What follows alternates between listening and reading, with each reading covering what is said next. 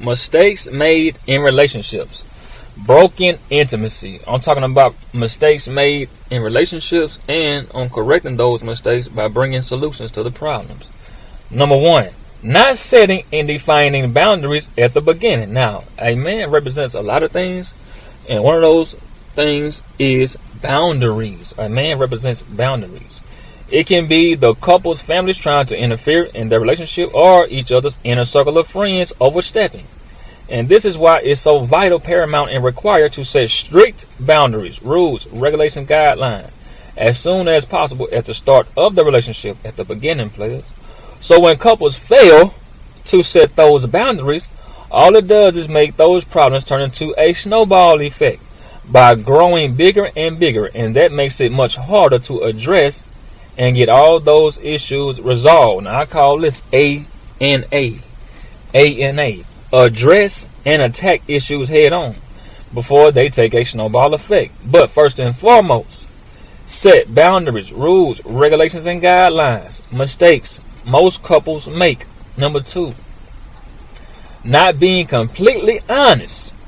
This can be about being upfront with personal issues, something dealing with each other's families or finances. If it's about a financial situation or other commitments, without it running it past your partner first, as soon as the other partner finds out, it will cause a huge fight later on down the road.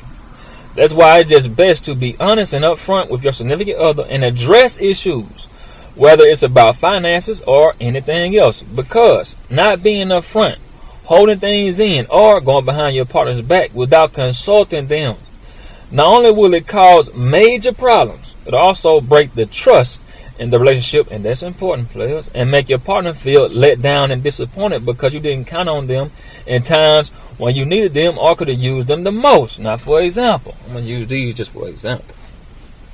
She got in a bind financially, but instead of telling and asking her man for the money, she asked someone else. Or she didn't come to her man first when she had a miscarriage, and instead of telling her man, she confided in someone else. Now check this out. Going through hard times together strengthens the bond, but it'll hurt your partner if you took your problems to someone else, because that could have been an opportunity for the couple to grow closer. See how important that is? See how important that is? Let me take that back, player. Going through hard times together strengthens the bond, but it'll hurt your partner if you took your problems to someone else, because that could have been an opportunity for the couple to grow closer. I always tell my females, hey, bring your problems to me, because see, this can maintain the intimacy and strengthen the bond. Don't take your problems to no one else. You taking our opportunity away from us to bond closer, strengthen everything together, and keep and maintain, like I say, the trust, the respect. But when you take our opportunities to someone else, see, you just letting them get closer to you without me. And that's a mistake most couples make. You got a partner and you trust them, you love them, you respect them. You got to talk to them. You got to talk to them. I always tell my females. And then, man, that's like I said in another video, that's just like cheating on me. You take my problems to another man. That's just like opening her legs to another man. Because I can solve anything. If two people can cause a problem, two people can most definitely solve that problem. If we can create it, we can solve it.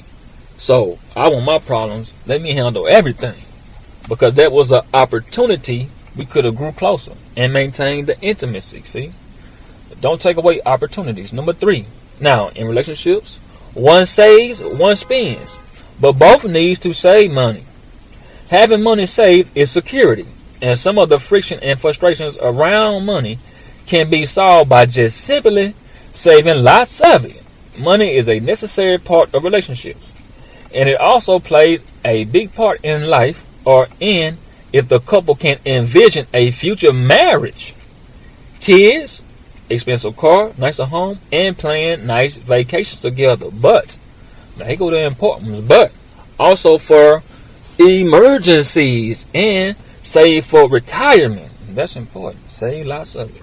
I like to do the 70-30 rule. You know what I'm saying? Hey, save, spend. Save 70, spend 30. The 70-30 rule. That's what I do.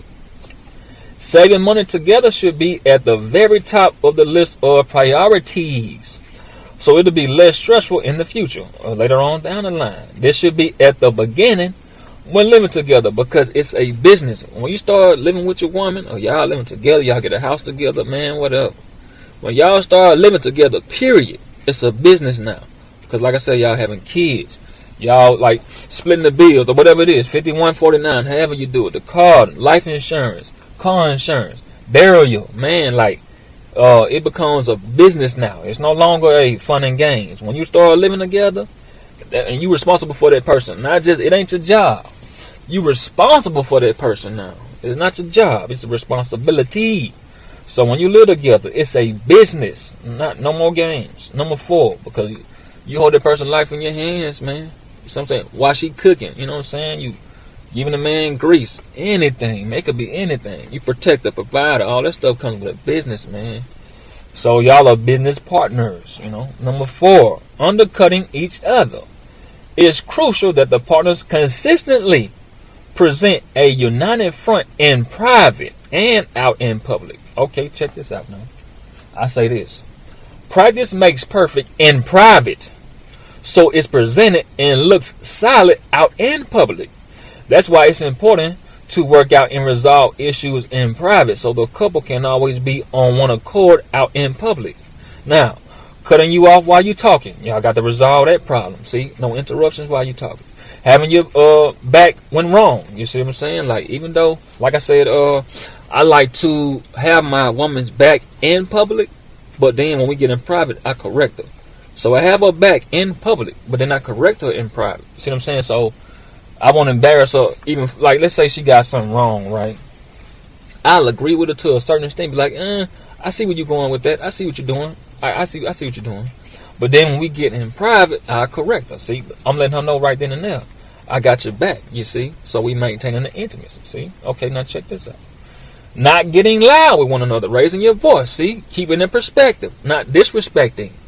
Keeping in perspective, see. Like I said, man, when you resolve issues in private, you can present a united front in public, see. You got to practice in private, just like the NFL players do, man. You don't see the practices. You know, you might see the training camps and all that when the camera's around, but they don't show the practices, you know what I'm saying, when the year begins. What you see the games on Monday, Thursday, and Sunday. You don't see the practices, you know what I'm saying, after the summer over with, draft and all that over with. No, see?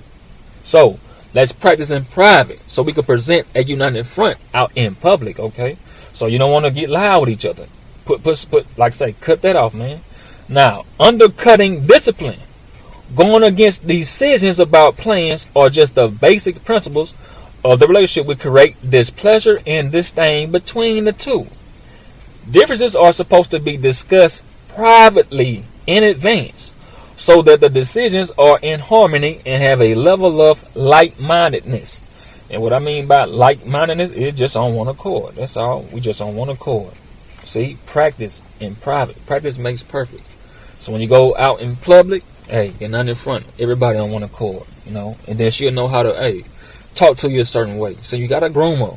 Break the mental hymen. You know what I'm saying? Break her habits. You got to groom her. Get her used to your program, players. So when you go out, you know how to do things. 5. That's how I can tell a lot of couples don't really got it together neither. When I watch these reality shows, and I know it's for a chick. I know it's for a chick, but still, I can tell like which ones really like resolve problems and like really practicing in private. I can just tell, man. I can tell the whole lot. I can just sit back and, you know what? They ain't really got it together, man. That's why it's all out of control. See, a man is the controller. He controls the conversations, the situations, and his environment. He doesn't let the situations and environment, conversation control him. And the woman can be the aggressor sometimes. You know, she's full of emotions. You know what I'm saying? She's raised up. You got to control her aggression, her emotions. You see what I'm saying? Warren B says the anchor. A man is a woman's anchor. So you got to be the anchor to it, players. That's what I mean. Practice in private, players. 5, taking each other for granted. Over a long period of time, couples can get very comfortable with each other to the point where they stop noticing and appreciating all their partner's efforts and the relationship. It's past bad when both partners stop acknowledging and expressing gratitude towards one another. Simple thank yous. I appreciate that. All good looking out goes a long way in relationships. Man, yes it does. I keep on talking about this, man, because it's serious. It's that serious, man. I be around couples, man.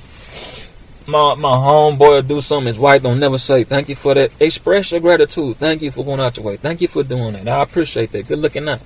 Then sometimes my female friends, they man do the same. It's vice versa, man. But, man, that really goes a long way, man. When you're noticing your partner's effort, saying thank you, I appreciate that. Good looking out. Man, that goes a long way, man. And couples that been together for a long time do forget that. But it's important. 6.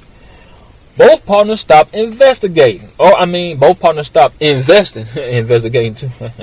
Both partners stop investing. Serious relationship and marriages take serious dedication, determination, and commitment. That comes with a lot of ups and downs and good and bad days. During those hardships and obstacles, both partners have to stay fully firm and committed when facing tropical storms, hurricanes, and earthquakes. Pressure reveals true character. I like saying that. And a person's behavior reflects their character. But pressure reveals true character. Behavior speaks to character. And it can bust pipes or make diamonds. This is why relationships have to take time so it's built properly. That way, it'll be on a solid concrete foundation and not a fragile one. This is when real love is displayed, because love is action and is built. When you go through those hardships, obstacles, earthquakes, hurricanes, tropical storms, and you get over that, that's love. Love is action, not a feeling. Feelings come and go. Love is action all day long, 24/7. 7 days out the week. That's love. Love is action, man. When you make it over those obstacles and hardships together, man, storms, hurricanes, earthquakes together, y'all get over that. That's love. That's real love. Not no, I'm going to buy you something, you know what I'm saying, because we going through it. No, man. Love is when you're working it out together, resolving problems, all that. 7. Depending on each other way too much. No matter how much you may love or care about your partner, one person can't provide all of your wants and needs. On the outside of the relationship, it's important to have personal hobbies, a solid group of friends, and family as a strong support system, man. Don't leave your family out, man. I tell my players too, hey, man, still kick it with your homies, man. Still kick it with your homies, man. Don't ever just sit there, man, and cut your homies. I hear a lot of guys say that, man, I got to leave all that stuff alone. Okay. Leave everything alone, see what happens. Because you need someone to vent to, man. Your woman can't provide everything for you. She can't have all the answers.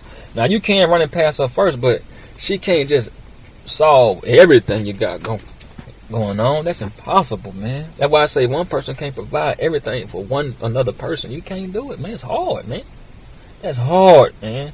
Now, pimps or something else, man. But that's a whole other world. I'm talking about just regular square people, man. It's hard to provide somebody with everything. You see what I'm saying? That's why people like to have so many people around. You see what I'm saying? Steve Jobs had help. Master P had help. You see that documentary on Master P? He had help. Can't do it alone, man. You need a lot of people, man, around you. A support system, a strong support system. 8. No disagreements and arguments. Holding in all your problems just leads to acrimony, and by blocking your frustration and keeping them harbored in your subconscious mind, over time can lead to built-up contempt and hateful, disrespectful words will soon or later come out. And yes, they will. They will soon come out. This is why it's so important to learn and practice arguing in a constructive way and not a destructive way. Best way to resolve issues is discuss them and even argue about the issues, because it's an opportunity to build, and issues are only problems if they can't be resolved. Resolving is the solution. Did you hear me? Let me go back. Best way to resolve issues is discuss them and even argue about the issues, because it's an opportunity, to build. And issues are only problems if they can't be resolved. Resolving is the solution. See? You don't have problems when you can fix them. See, that's what I'm saying, man. If you can create problems, you can solve them together, players. If you can create problems, if two people can create problems, two people can solve those problems, man. You got to be a master at solving problems. 9. Unrealistic expectations. Trying to maintain a long relationship or marriage for a long time can be a hard challenge. Very hard challenge. Each partner has flaws and imperfections, so both partners have to keep this in mind. Serious relationship and marriages is like a turtle in the race, not the rabbit. It's a slow-paced marathon run and not a sprint. It's two imperfect people trying to navigate through life and love together while making it work. Can I bring that back? Can I bring it back, players? Man, I be writing some stuff and I excite myself, man. Let me go, man. I'm learning just like y'all learn. I get excited.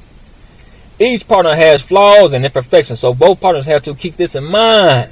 Man, don't set your expectations real high because you will get disappointed, players. Serious relationship and marriages is like a turtle in a race, not the rabbit. It's a slow-paced marathon run and not a sprint.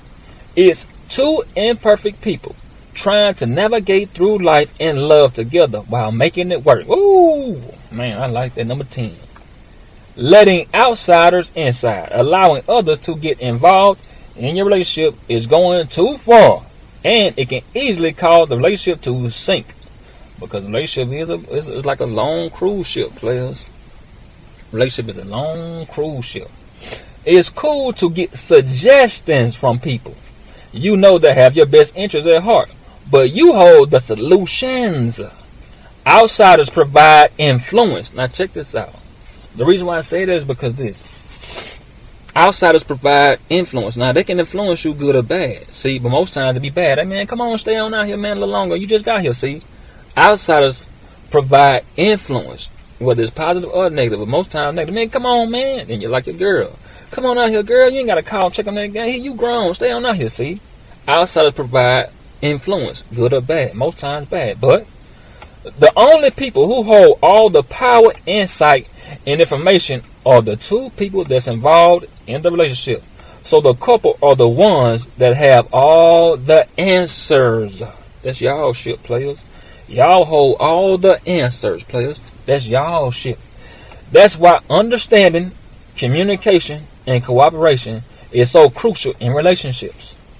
So the couples have to communicate with one another and come up with the best solutions for them only. Y'all too. Not nobody else. Y'all too. Don't let the bad influences from the outsiders influence y'all too, players. Y'all hold the answers. So the couples have to communicate with one another and come up with the best solutions for them only. Now I got to say this, man. Let me break this down right quick. Players, there's going to be a part 2 or 3 to this, you know.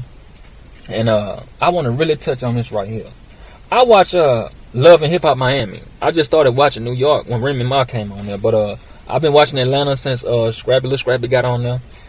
But I've been watching Love and Hip Hop Miami since they first started. And Hollywood too when Ray J came.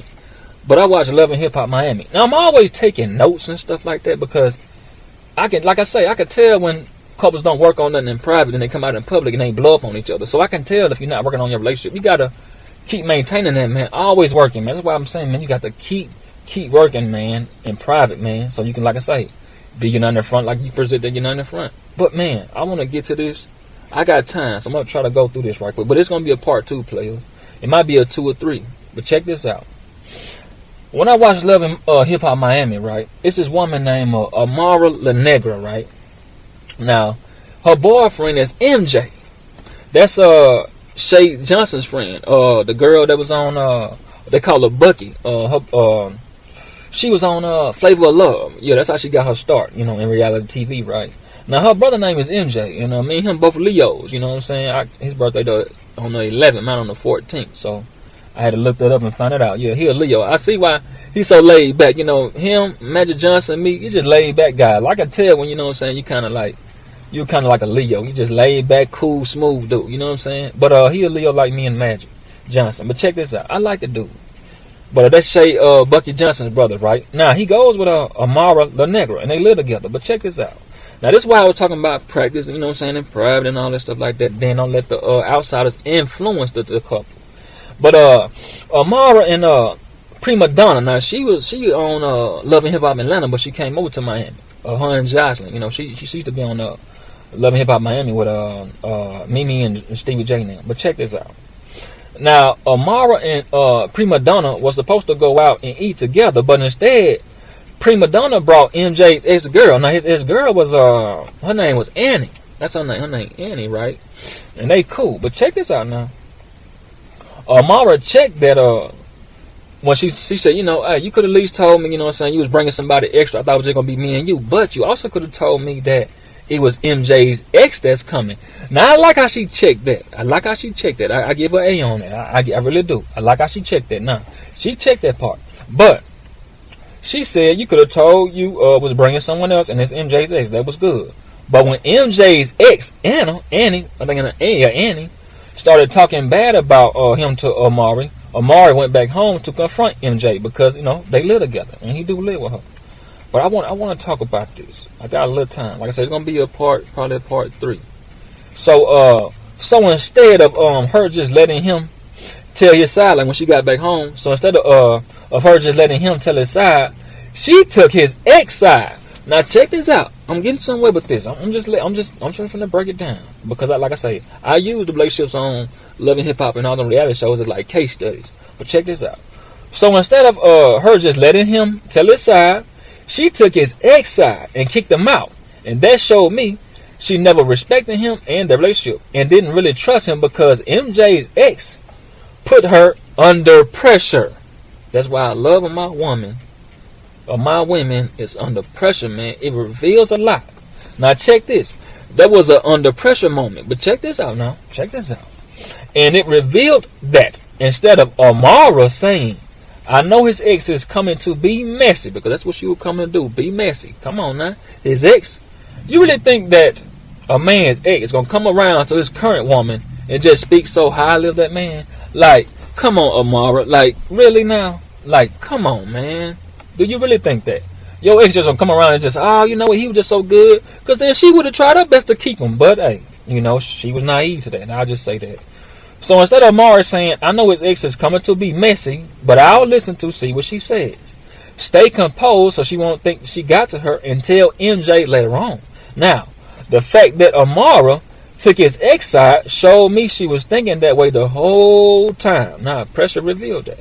And just needed an excuse to kick him out and get rid of him. That's what that showed me, because she came home and kicked him out fast. She didn't give him time to talk, say nothing. Like, she had it on her mind the whole time. But, check this out. A grown, mature woman that really respects her man and values what they share would have handled that more maturely and more respectful and never came home and went off on him. She would have told what was said, let him defend himself, and then took his word until she sees differently. That would have been her being sexy. I talk about women looking sexy, but not being sexy. That would have been Amara being sexy. I like that, man. You hear something out there about me, and you don't get mad. You just come home and be like, hey, I'm just telling you what was said. I ain't getting mad or nothing. I just listen to what she said, and I'm coming back telling you what was said, so you will know what's going on. That's being sexy, see? Those good intangibles. But that would have showed her being sexy, because when he was with his ex, he was around his early 20s, but now he's a grown man. So she should just she just got the young, immature version of MJ. I'm talking about Annie got the young, immature version of MJ. The young man. But check this out. But Amara got the older, mature version of MJ. And a man in his 20s and late 30s, because he's 35 now. So, a man in his 20s and late 30s, if he's grown wiser, check this out. If he's grown wiser from those experiences, not from being young, and matured, are two different people. A man in his 20s and late 30s, if he's grown wiser and matured, are two different people. So, being put under pressure can really reveal if the couple has a firm or fragile foundation, and that would reveal that from Amara. Her mind was fragile, and their relationship was fragile, man, because she had it on her mind the whole time. But if my ex talked to my woman, like say, let's say I'm in a relationship, right? And my ex talked to my woman now. I'm sure she'll say, hey, he was a little immature, but now my ex would be like, well, the current woman would have the best version of me. She would. My ex had me when I was young, you know what I'm saying? 20, 19, you know what I'm saying? 21. So I was probably been a little mature back then, you know what I'm saying? But now I'm old and wiser. So a little immature, but since I've grown and matured, my current woman would have the best version of me. And same thing if I had a female and her ex told me some stuff. I put that in my mental notes. See, that's what I do. I put it in my mental notes. But never take it to her and go off about what her ex told me, especially if she's shown me differently, because she was wild with him but now mature with me. Two different people. You got to keep your woman under pressure.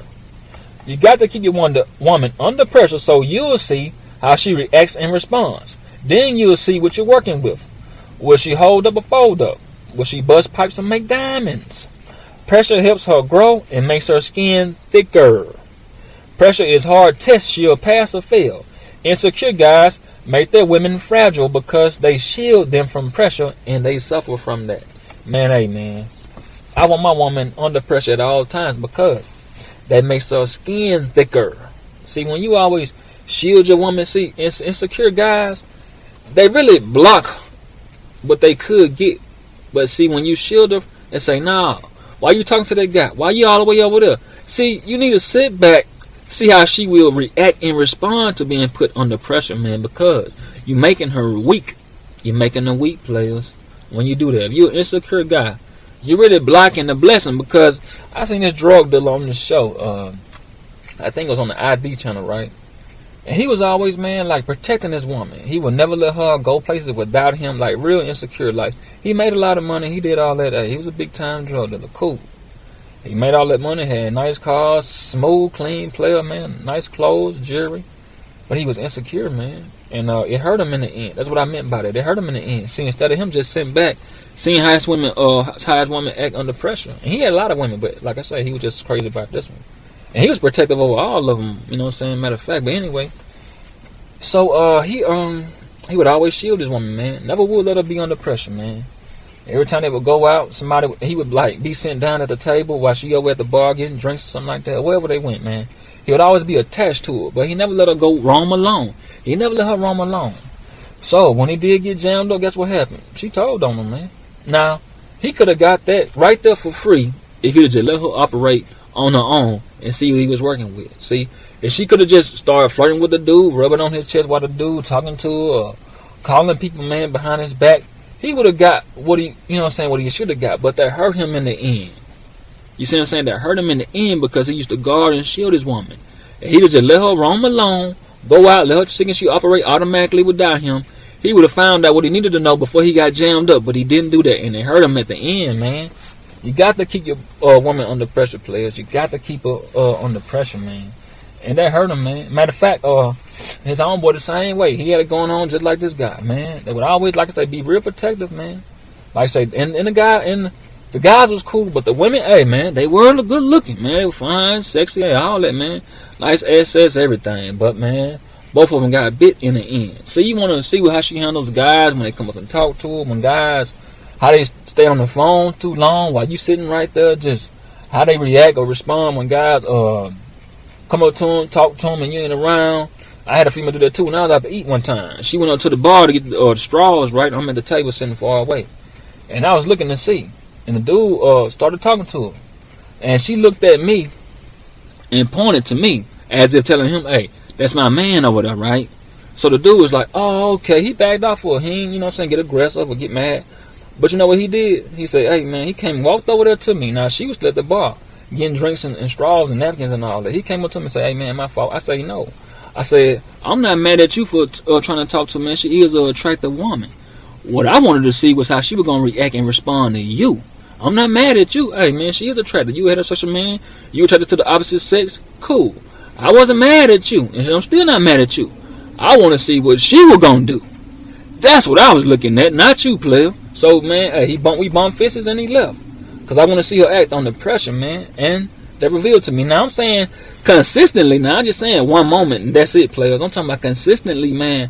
Keep her under pressure or see how she reacts and responds under pressure. I ain't just saying one time. I'm just making that as an example. But I was looking at her, not him. I want to see how she going to handle that situation. So that showed me that, you know, she respected me. Because a lot of women will just sit there and talk to dude. No other man over there, damn respect him. and value what they have. But players, part 2 and maybe a part 3 coming up, players. All right.